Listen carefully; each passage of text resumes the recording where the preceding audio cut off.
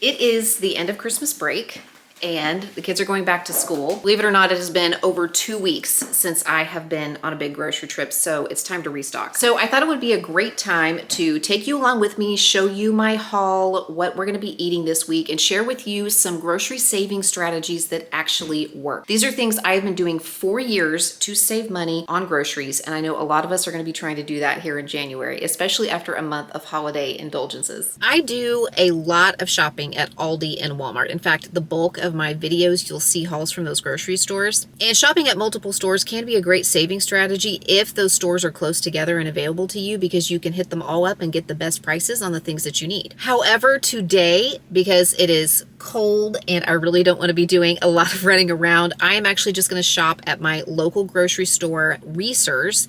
It's a traditional supermarket, and I can illustrate a lot of the saving strategies from this one place. I did also place a Thrive Market order earlier this week that was delivered a few days ago, and I'll be unboxing that later. It can be a really great grocery resource for a lot of reasons. They're sponsoring today's video, so I'll talk more about that later. One of the great things about shopping at a traditional supermarket is that they usually run weekly sales. My Aldi runs weekly sales also, but my Walmart does not. And you can usually view these either online or in the store via a sales flyer, and there can be some really fantastic deals each week that you can build your meal plan around. For instance, one of the things that's on sale at my local grocery store this week is beef rump roast, and I'm gonna use that to make pot roast later this week that is gonna cover 2 nights of meals for my family. And when I checked the price, it's actually cheaper here at my traditional grocery store on sale this week than at my Walmart or my Aldi. And my store accepts coupons, and they have digital coupons on their website that I can clip for more savings. So I'm gonna get some good deals on some things that way too. Another important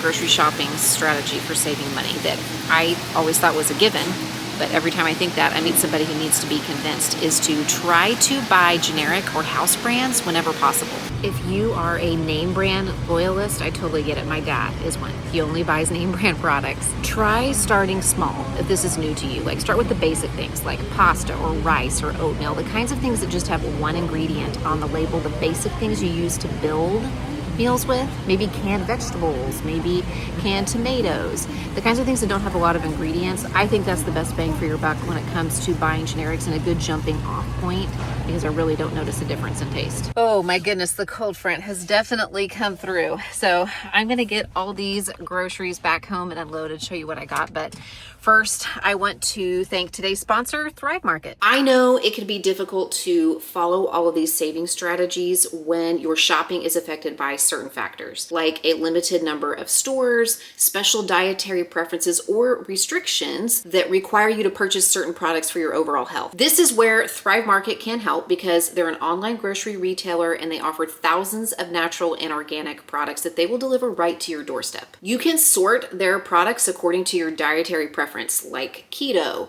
gluten-free, paleo, low FODMAP, and so much more. Plus, there's something to be said for the convenience of having them deliver it to your door, especially since some of these products can be hard to find in traditional grocery stores. And yes, this is a membership-based grocery service, but when you purchase the annual membership, it comes out to right around $5 a month. And you can try it risk-free because they have a 30-day money-back guarantee. In just the order that I unpacked today, I saved over $60, which is the cost of an annual membership. So I've already saved as much as my annual membership, and Thrive Market is so sure that you will that they guarantee it, and if you don't, they'll make up the difference. And some of the saving strategies we're talking about in this video can also be used when shopping with Thrive Market. For instance, they do offer a generic house brand in a lot of products. Pantry staples and things I'm frequently purchasing, like rice, pasta, oils, seasonings, canned goods. I was very excited to see that Thrive Market is now carrying in their house brand one of my favorite coffee add-ins,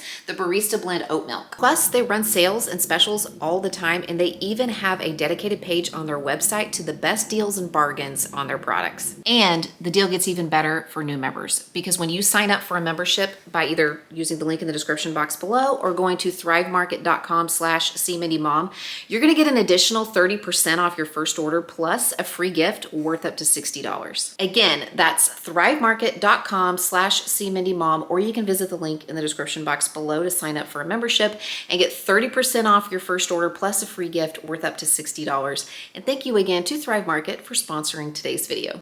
Okay, I think I have everything unloaded and set up for you guys. So let's start with the meat because I want to get it in the refrigerator. I already talked about the roast that was on special this week. I was looking for one that was around 3 pounds because I'm going to get 2 dinners out of this. So it only cost me a little over $12 for this 3-pound roast. I also need some chicken breasts. They were totally out of just chicken breast in the butcher area, you know what I mean, in the refrigerated area. So I just had to pick up frozen chicken breasts, and that's fine. We can make it work. And then I have a pound of ground beef, and I got the extra lean because the recipe I'm using in it is pretty rich. It has like cheese and stuff in it. So I decided I'd go with the lean ground beef for the protein. Produce. I have some baby carrots, the cutie oranges, and the grapes and the apples. Those are really with lunch packing in mind. Time to get back into packing lunches. I have some Brussels, and it was actually cheaper to buy the Brussels from like the bulk bin, like just picking them out of the bin myself instead of buying them in like a 1-pound package. And also some sweet peppers. The salad mixes were reduced for quick sales, so these were only $2 each, and we'll definitely use these up for lunch over the next few days. I have to say, one thing I had trouble finding was a good deal on frozen vegetables. They did not have a good deal on any size of broccoli florets, which is a favorite of ours. I did pick up the green beans. They were on sale, so not a bad price. I have 1 little 8-ounce can of tomato sauce that I need for a recipe, and then I have 3 jars of ragu. There was a weekend sale going on that made these a really great price, including the Simplies, which I really like. And I'm not a huge fan of jar Alfredo sauce, but there's this recipe that's been around for a pasta, like a chicken pasta in the crock pot that uses 1 jar of this and 1 jar of this. So I thought I might try that out eventually. So I picked it up while it was super cheap. The soups were also part of that weekend sale that I hit this week. They were only $1.27 a can.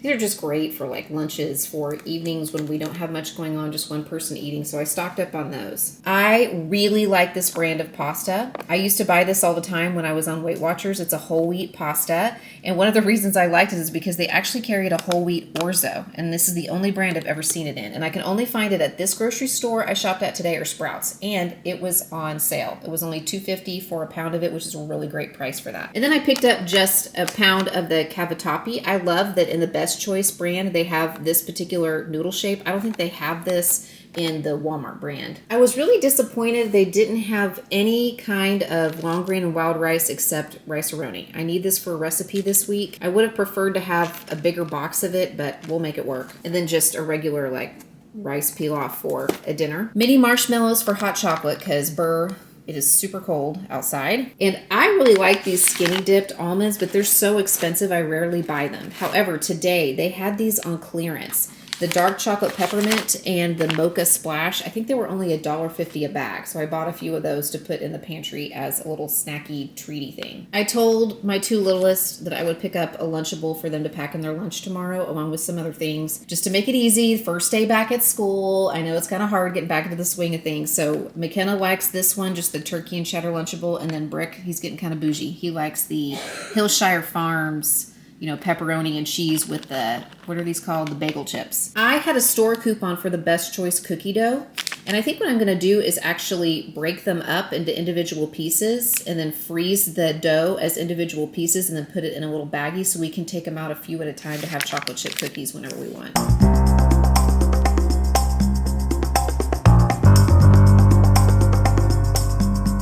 I did not need butter. I still have a pound of it left over from Christmas baking, but it was such a good price with the coupon today, and it keeps for a long time in the fridge, so I picked up another pound. Yogurt's another common breakfast, lunch packing, snack item in our house. Unfortunately, they did not have any great sales today, so I just picked up 4 to get us through the next few days, and I might pick up some more later on in the week from somewhere else. Whipped cream cheese, cottage cheese. We were basically completely out of cheese, so there's a lot of cheese in this haul.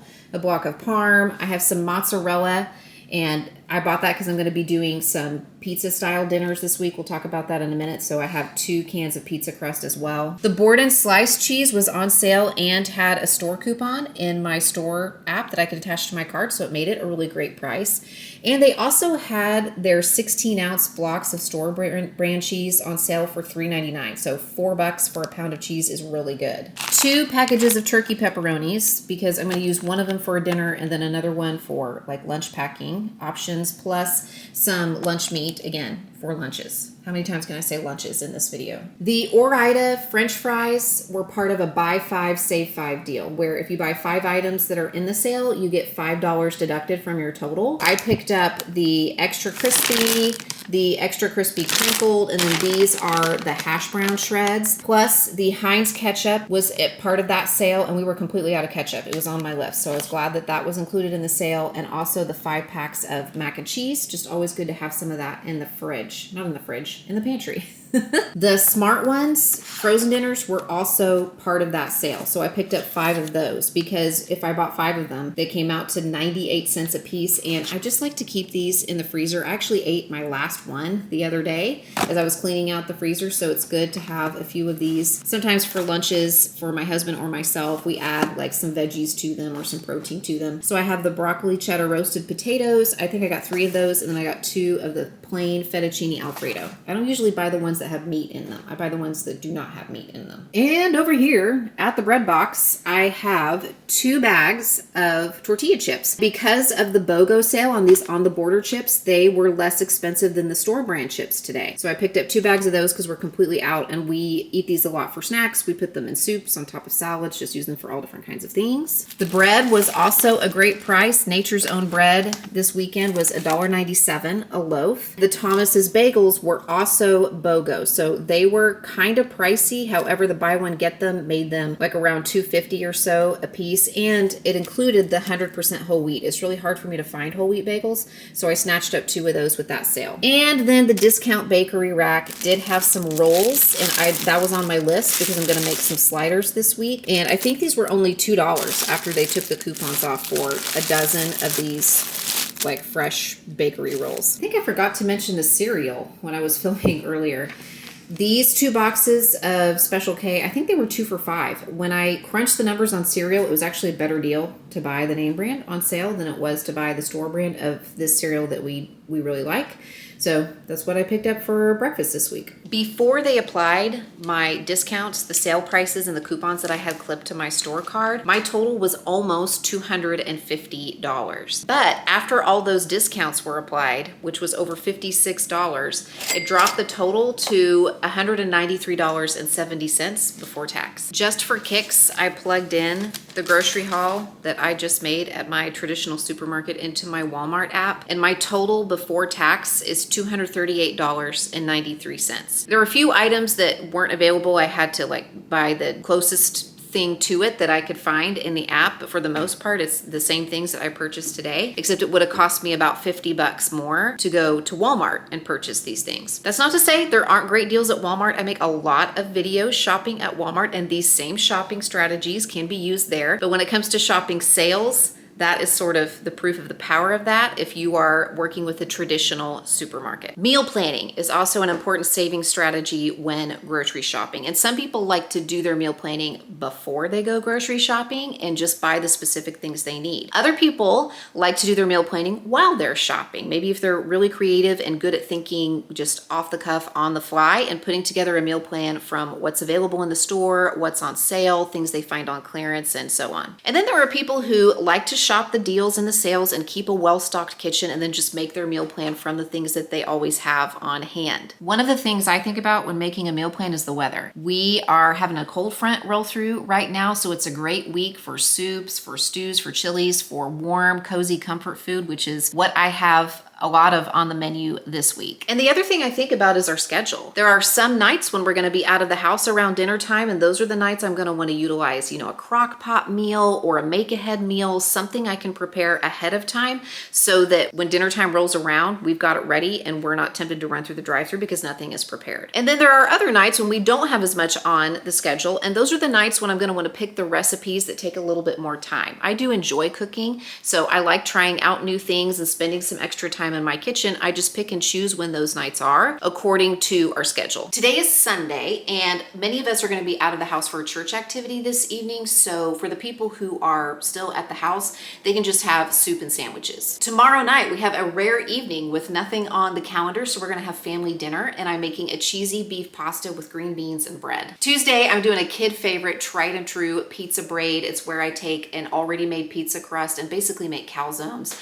I will press the easy button again with the veggies and probably just do some steam in the bag broccoli. Last week, my son tried the Panera Bread chicken and wild rice soup, and he asked if I would make that for him this week. So that's what we're gonna have on Wednesday. On Thursday, I'm gonna let the crock pot do the work of cooking up that roast all day long so it's flavorful and tender. I'll have some veggies to go along with that, either in the crock pot or maybe throw them on a sheet pan, and probably just make up some rice to go along with that meal as well. And the great thing about a meal like that is that it usually yields leftovers, so I can get 2 meals out of that. So on Friday, I'm gonna take the leftover shredded beef from the pot roast, and I'm gonna make some cheesy beef sliders and probably throw some French fries into the air fryer to go along with that for Friday night. On Saturday, we have several kids activities that are taking us out of the house, so we're gonna do takeout. And that's one of the great things about getting our grocery budget under control, is that it creates a little wiggle room with the money so that we can have takeout once a week or sometimes even twice a week on a busy week. Basically, there are so many different meal planning strategies out there. Sometimes you just have to experiment with what's gonna work for you according to the number of people in your household, the ages of the people in your household, your lifestyle preferences, your schedule, the season of life that you're in. You just have to find what's gonna work for you. The last strategy I'm talking about today is usually something I talk about first, but one could argue that it's either the beginning or the end of a grocery shopping cycle. That is to use things up. Be a good steward of the things that you've already purchased. Make an effort to delay going to the grocery store by a few days,